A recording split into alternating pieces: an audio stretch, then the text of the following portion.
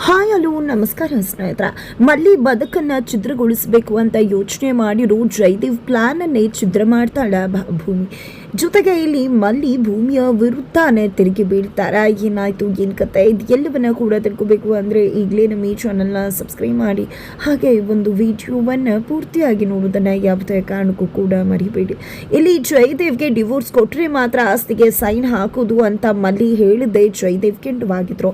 ಜಯದೇವ್ ಮಾತ್ರ ಬೇರೆಕಿನ ಮದುವೆ ಆಗಿ ಚೆನ್ನಾಗಿರ್ಬೋದು, ಆದರೆ ಮಲ್ಲಿ ಬೇರೆ ಯಾರನ್ನ ಕೂಡ ಮದುವೆ ಆಗಿ ಚೆನ್ನಾಗಿರಬಾರ್ದು ಅನ್ನೋದೇ ಜಯದೇವ್ ಇಚ್ಛೆ ಆಗಿತ್ತು. ಅದೇ ಕಾರಣಕ್ಕೆ ಆಸ್ತಿ ಕೊಡದೇ ಇದ್ರೂ ಪರವಾಗಿಲ್ಲ, ಸೈನ್ ಹಾಕದೇ ಇದ್ರೂ ಪರವಾಗಿಲ್ಲ, ಬಟ್ ಡಿವೋರ್ಸ್ ಕೊಡೋದಿಲ್ಲ ಅಂತ ಪಟ್ಟಿಟ್ಕೊಂಡು ಕೂತಿದ್ರು.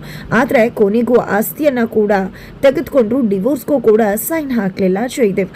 ಇದರ ನಡುವೆ ಮಲ್ಲಿ ಅವಳ ಪಾಡಿಗೆ ಅವಳಿದ್ರೆ ಅದರ ನಡುವೆ ಆಕೆಯ ಬದುಕನ್ನು ಛಿದ್ರಗೊಳಿಸುವ ಒಂದು ದೊಡ್ಡ ಮಹಾನ್ ಸಂಚನ್ನೇ ಕುತಂತ್ರವನ್ನೇ ಮಾಡಿದ್ದಾರೆ ಜಯದೇವ.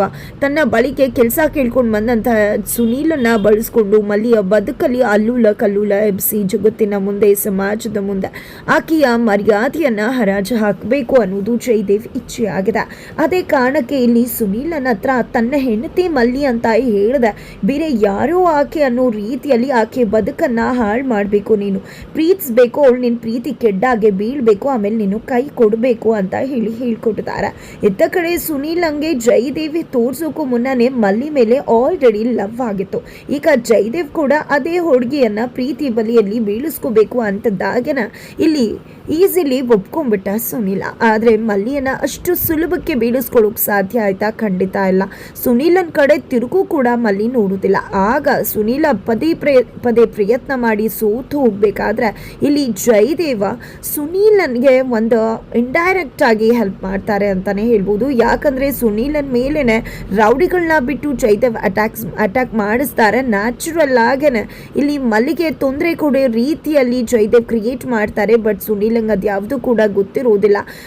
ಮಲ್ಲಿನ ಕಾಪಾಡಬೇಕು ಅನ್ನೋ ಕಾರಣಕ್ಕೆ ರೌಡಿಗಳ ವಿರುದ್ಧ ಹೋರಾಡಿ ಮಲ್ಲಿಯನ್ನ ಕಾಪಾಡ್ತಾರೆ. ಅಲ್ಲಿಂದನೇ ಶುರುವಾಗತ್ತೆ ಮಲ್ಲಿ ಮತ್ತೆ ಸುನೀಲನ ನಡುವಿನ ಸ್ನೇಹ ಸಂಬಂಧ. ಇದರ ನಡುವೆ ಇದನ್ನೆಲ್ಲ ಮಾಡಿಸಿದ್ದು ಜಯದೇವಿ ಅನ್ನೋ ವಿಷಯ ಇಲ್ಲಿ ಸುನೀಲಂಗೆ ಗೊತ್ತಾಗತ್ತೆ. ಬಟ್ ಇನ್ನು ಮುಂದೆ ನಾನು ಆಕೆಯನ್ನ ಪ್ರೀತಿಗೆ ಬೀಳಿಸ್ಕೊಳ್ಳೋದು ನನ್ನ ಕೆಲಸ ಅಂತ ಅನ್ಕೋತಾರೆ. ಆದರೆ ಮಲ್ಲಿಯನ್ನ ಅಷ್ಟು ಸುಲಭಕ್ಕೆ ಪ್ರೀತಿಗೆ ಬೀಳಿಸ್ಕೊಳ್ಳೋದು ಸಾಧ್ಯ ಆಗೋದಿಲ್ಲ. ಯಾಕಂದ್ರೆ ಇಲ್ಲಿ ಮಲ್ಲಿ ಜಸ್ಟ್ ಫ್ರೆಂಡ್ ಆಗಿ ಮಾತ್ರ ಸುನೀಲನ್ನ ನೋಡ್ತಿದ್ದಾರೆ. ಇದರ ನಡುವೆ ತನಗೆ ಪ್ರೀತಿ ಗೀತಿಲೆಲ್ಲ ಯಾವುದೇ ರೀತಿಯ ಇಂಟ್ರೆಸ್ಟ್ ಇಲ್ಲ, ಬಿಕಾಸ್ ನನ್ನ ಗಂಡನಿಂದ ನಾನು ಮೋಸ ಹೋಗಿದ್ದೀನಿ ಅಂತೆಲ್ಲವನ್ನ ಕೂಡ ಹೇಳ್ತಾರೆ. ಜೊತೆಗೆ ತನ್ನ ತಂದೆನೇ ತನ್ನ ಬದುಕನ್ನ ಹಾಳು ಮಾಡಿದ್ರು, ನಂತರ ನನ್ನ ಬದುಕನ್ನ ಹಾಳು ಮಾಡಿದೆ ಅನ್ನೋ ಕಾರಣಕ್ಕೆ ಅವರೇ ಸತ್ತು ಹೋಗ್ಬಿಟ್ರು ಅಂತ ಹೇಳಿ ಮಲ್ಲಿ ಹೇಳಿದಾಗ ನಿಜಕ್ಕೂ ಕೂಡ ಸುನೀಲನ್ಗೆ ಘಾಸಿ ಆಗುತ್ತೆ. ಮತ್ತೆ ನಾನು ಕೂಡ ಇವ್ರಿಗೆ ಮೋಸ ಮಾಡೋದಕ್ಕೆ ಅಂತ ಬಂದಿದ್ದೀನಲ್ಲ, ಬೇಡ, ಅವ್ರ ಬದುಕಲ್ಲಿ ನಾನು ಮತ್ತೆ ಆಟ ಆಡೋದು ಯಾವುದೇ ಕಾರಣಕ್ಕೂ ಕೂಡ ಸರಿ ಇಲ್ಲ ಅಂತ ಹೇಳಿ ಸುನೀಲ ಯೋಚನೆ ಮಾಡ್ತಾರೆ.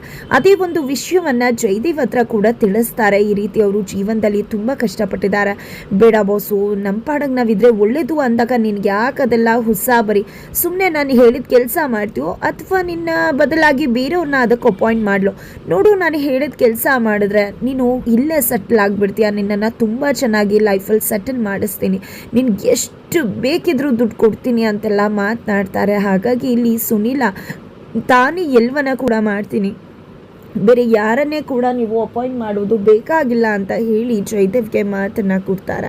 ಇದರ ನಡುವೆ ಜಯದೇವ್ಗೆ ಒಂದು ಕ್ಷಣ ಅನಿಸುತ್ತೆ, ನಾನೇನಾದರೂ ತಪ್ಪು ಹೆಜ್ಜೆ ಇಟ್ಬಿಟ್ನ, ನಾನು ಅಂದ್ಕೊಂಡಿದ್ದೆ ಒಂದು ಆಗೋದೇ ಇನ್ನೊಂದು ಆಗ್ತಾ ಇದೆಯಾ, ನಾನು ಮಲ್ಲಿ ವಿಷಯದಲ್ಲಿ ತಗೊಂಡಿರೋ ತೀರ್ಮಾನ ಸರಿಯಾಗಿದೆಯಾ ಅಥವಾ ಬೇರೆದೇ ಏನಾದರೂ ಪ್ಲ್ಯಾನ್ ಮಾಡಬೇಕಾಗಿತ್ತಾ ಅಂತ ಹೇಳಿ ಅನಿಸೋಕೆ ಶುರುವಾಗಿದೆ.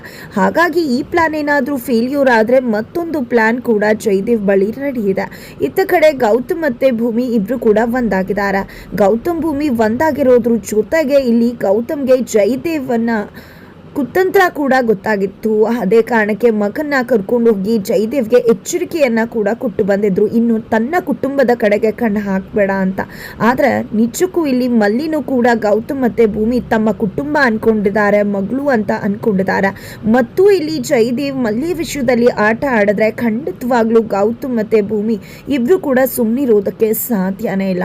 ಆದ್ರೆ ಒಂದು ಸುಳಿವು ಕೂಡ ಅದ್ರ ಬಗ್ಗೆ ಅವ್ರಿಗೆ ಸಿಕ್ಕಿಲ್ಲ. ಇದರ ನಡುವೆ ಮಲ್ಲಿ ಮುಂದೆ ಸುನೀಲ ಕೊನೆಗೂ ಕೂಡ ಪ್ರಪೋಸ್ ಮಾಡೇ ಬಿಡ್ತಾರೆ. ಪ್ರಪೋಸ್ ಮಾಡ್ತಿದ್ದಾಗೆ ಮಲ್ಲಿಯ ಒಂದು ಪ್ರಪೋಸಲ್ನ ರಿಜೆಕ್ಟ್ ಮಾಡ್ತಾರೆ. ಬಟ್ ಯಾಕೆ ಏನು, ನನಗೆ ನಿಜವಾಗ್ಲೂ ನಿಮ್ಮ ಮೇಲೆ ಲವ್ ಆಗಿದೆ ಅಂದಾಗ ಮಲ್ಲಿಗೆ ಅನ್ಸೋದು ನಾನೇ ಅವನಿಗೆ ಸಲಿಗೆ ಕೊಟ್ಟು ಇಂಥ ಒಂದು ಭಾವನೆ ಬರುವ ಹಾಗೆ ಮಾಡಿಬಿಟ್ನ, ನನ್ನಿಂದಾನೇ ತಪ್ಪಾಗೋಯ್ತಾ ಅಂತ ಅನಿಸುತ್ತೆ. ನೀವೇನು ತಪ್ಪು ಮಾಡಿಲ್ಲ, ನಿಮ್ಮನ್ನು ನೋಡಿದಾಗಲೇ ನನಗೆ ಲವ್ ಆಗಿತ್ತು, ನಿಮಗೂ ಕೂಡ ನನ್ನ ಮೇಲೆ ಪ್ರೀತಿ ಇದೆ, ಬಟ್ ನೀವು ಒಪ್ಕೋತಿಲ್ಲ ಅಂತ ಸುನೀಲ ಹೇಳ್ತಾರೆ. ಆಗ ಮಲ್ಲಿಗೂ ಅನಿಸುತ್ತೆ ಹೌದಲ್ವಾ, ನನಗೂ ಕೂಡ ಇವನ್ನ ಬಿಟ್ಟು ಇರೋದು ಕಷ್ಟ ಆಗತ್ತೆ, ಇವನ ಜೊತೆ ಮಾತಾಡಿದ್ರೆ ಖುಷಿ ಆಗಿರ್ತೀನಿ, ಹಾಗಿದ್ರೆ ಅದು ಪ್ರೀತಿನ ಅಂತ ಯೋಚನೆ ಮಾಡ್ತಾರೆ. ಇಲ್ಲ, ಅದು ಪ್ರೀತಿ ಅಲ್ಲ, ಸುಮ್ಮನೆ ವಿನಾಕಾರಣ ಅದು ಏನೇನೋ ಆಗ್ಬಿಟ್ಟಿದೆ ಅಂತ ಕೂಡ ಮಲ್ಲಿ ಅನ್ಕೋತಾರೆ. ಅದನ್ನೇ ಸುನೀಲನ ಹತ್ರ ಕೂಡ ಹೇಳ್ತಾರೆ, ನಿನ್ನ ಜೊತೆ ಮಾತಾಡೋದು, ಟೈಮ್ ಸ್ಪೆಂಡ್ ಮಾಡೋದೆಲ್ಲ ನನಗಿಷ್ಟ, ಹಾಗಂದು ಮಾತ್ರಕ್ಕೆ ಅದನ್ನು ಪ್ರೀತಿ ಅಂತ ಒಪ್ಕೊಳ್ಳೋಕೆ ಸಾಧ್ಯನೇ ಇಲ್ಲ, ಜೊತೆಗೆ ನನ್ನ ಅಕ್ಕ ಭಾವನೆ ನನ್ನ ಬದುಕಿನ ತೀರ್ಮಾನವನ್ನು ತೆಗೆದುಕೊಳ್ಳೋದು